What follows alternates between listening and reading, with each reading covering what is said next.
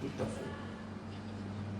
C'est-à-dire qu'il faut que le vieux billet lui-même, quand je dis vieux, c'est pas par rapport à l'âge, c'est par rapport au fait que lui il est plus ancien encore et naturellement plus réfractaire à la décentralisation. Il faut que lui, il comprenne qu'il faut donner quelque chose à la décentralisation.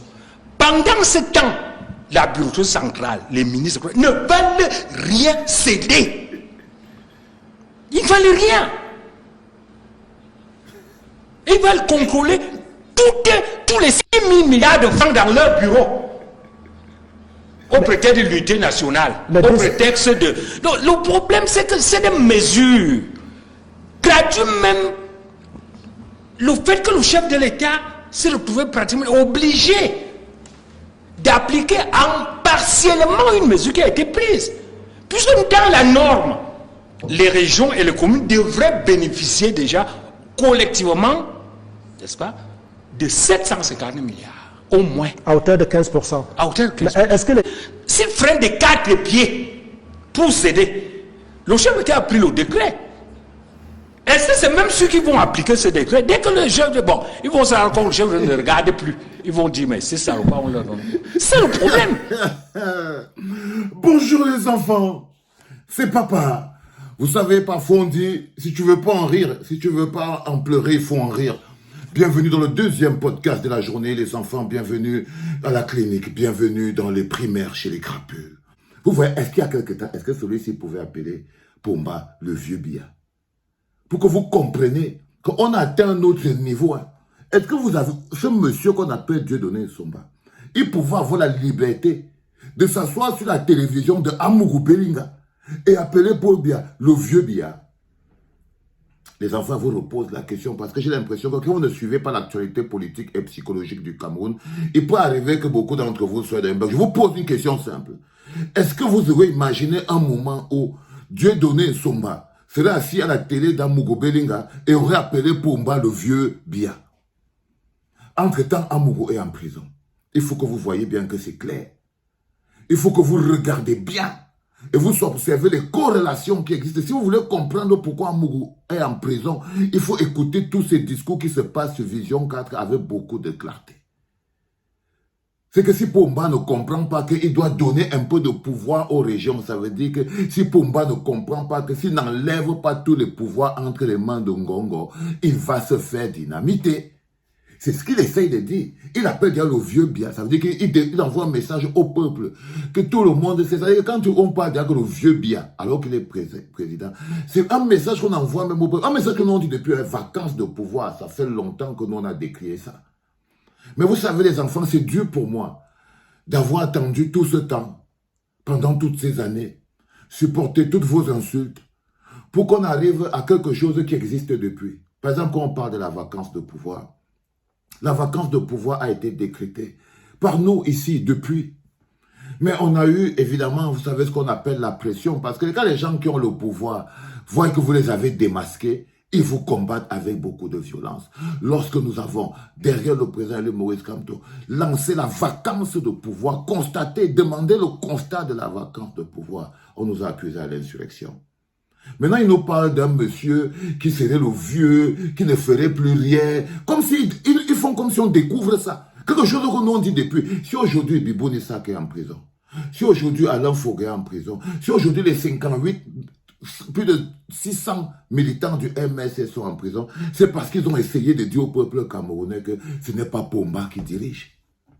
C'est parce qu'ils ont essayé de toute leur force de dire qu'il y a vacances, il y a braquage au sommet de l'État. Il y a des gens qui ont pris le pays en otage. Aujourd'hui, on est dans le gré à gré. Ils croyaient qu'on a inventé le mot gré à gré.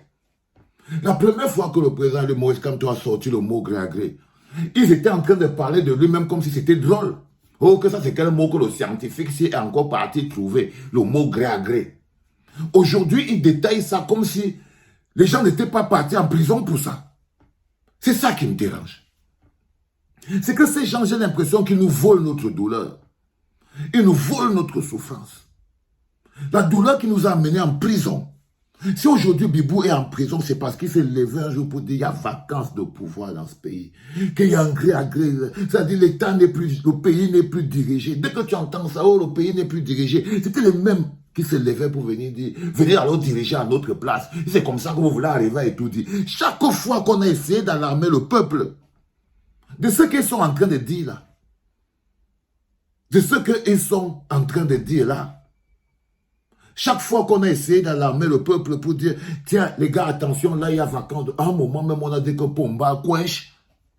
Parce que c'était la même chose. On est allé, on a dit que non, j'ai fait une chanson, même le président est Kouench. Eh oui, un jour, vous écouterez toutes ces chansons, les enfants. Quand on a fait la chanson, le président est mort. C'était la chose la plus dangereuse qu'on ait jamais fait. Mais depuis cette époque-là, il n'existait plus déjà. Depuis à cette époque-là, il n'existait plus. Il n'existait plus. Mais vous vous êtes blessé. Vous m'avez opposé une résistance farouche pour que, après que tout se soit écroulé, après qu'on ne puisse plus faire marche arrière, après qu'on ne peut plus faire quelque chose, des gens qui nous ont persécutés pour l'avoir dit veulent venir faire comme si ils nous expliquaient ça de manière scientifique. Quelque chose, des dénonciations qui nous ont causé la prison de tous nos partenaires. Bibou, Alain Foguet. Quand on se lève un matin, on dit non, on a détourné tout l'argent de la canne. C'est comme si ce pays n'est plus géré, parce que s'il était géré, non, les gens ne peuvent pas détourner le budget de la canne et ils regardent en disant, allez vous faire voir. Ça veut dire qu'il y a vacances au sommet de l'État. C'est quoi ce bonhomme qui ne parle jamais? Là maintenant, vous étiez en train de vanter ça. On disait, oh, les silences du président. Le Bimo Coupe qu'on appelle Mensanga Nyamding, ils ont fait des théories sur le silence. Quel silence? Quel silence? Aujourd'hui, ils sortent et ils essayent de nous faire croire que oh, matati patata. Non, les enfants. Ce que vous voyez là, c'est l'écroulement d'un système. Et je vous dis toujours, vous, en tant que peuple, on doit savoir quelle est notre place au milieu de tout ça. Nous devons savoir quel rôle nous allons jouer. Est-ce que nous allons nous laisser manipuler? Au moment du crash, à quelle place serons-nous? Serons-nous en train d'applaudir? Merci de nous avoir sauvés. Ou serons-nous en train de revendiquer et de prendre directement de droit ce qui nous revient? Parce que si vous vous apprêtez à applaudir les militaires, si vous vous apprêtez à applaudir un groupe, sachez que vous vous apprêtez à applaudir un groupe de personnes tapis derrière les militaires. Donc il faudrait que vous soyez prêts à vous applaudir vous-même. Il faut que vous vous préparez à vous applaudir vous-même, c'est-à-dire ayant votre propre projet de renaissance et de révolution. Il faudrait que vous ayez votre propre direction bien établie. Vous n'êtes pas là pour entendre un type va se lever et dire on va changer les institutions, on va faire ceci, comme s'il parlait à des gens qui n'ont pas de process. Comme s'il parlait à des gens qui n'avaient pas une culture politique. Non. On est en Cameroun, on est des Camerounais intelligents, on peut reprendre notre pays au pied levé. Donc le processus qui consiste à venir détruire tout, faites très attention à ça. C'est aussi le Mpungame dont les gens ont besoin pour s'enfuir. Mais personne ne personne ne doit fuir. C'est extrêmement important de comprendre les enfants. Il faudrait que vous compreniez très bien que, qu'on le veuille ou non, soulèvement il y aura. On ne peut rien faire contre ça. Parce que ça a déjà été planifié, organisé, pas par nous. On va utiliser notre souffrance pour que ce soit clair et on va aimer. Ne nous trompons pas, on sera fiers. Moi-même, tout le monde sera fier. Mais ne perdons pas de vue que ce ne sera que la face visible d'un match et nous, on devra pouvoir s'imposer dans le match là.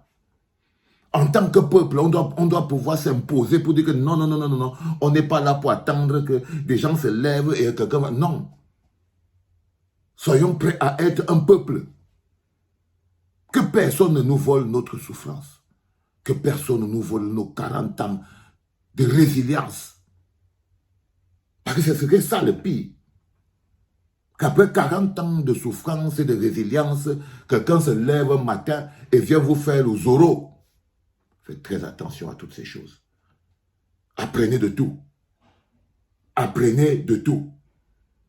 Ne tombez pas sur quelqu'un qui va se lever, on va libérer, tel on va libérer, alors que c'est eux qui ont tout volé. Non, il faut faire très attention. Réfléchissons À l'intérieur d'un soulèvement, il y a toujours un autre soulèvement. Soyons le dernier soulèvement du fond. Vous avez compris ce que je viens de vous dire, les gars? C'est très important à comprendre. Les enfants, c'était le deuxième podcast de la journée. Hein? C'était papa.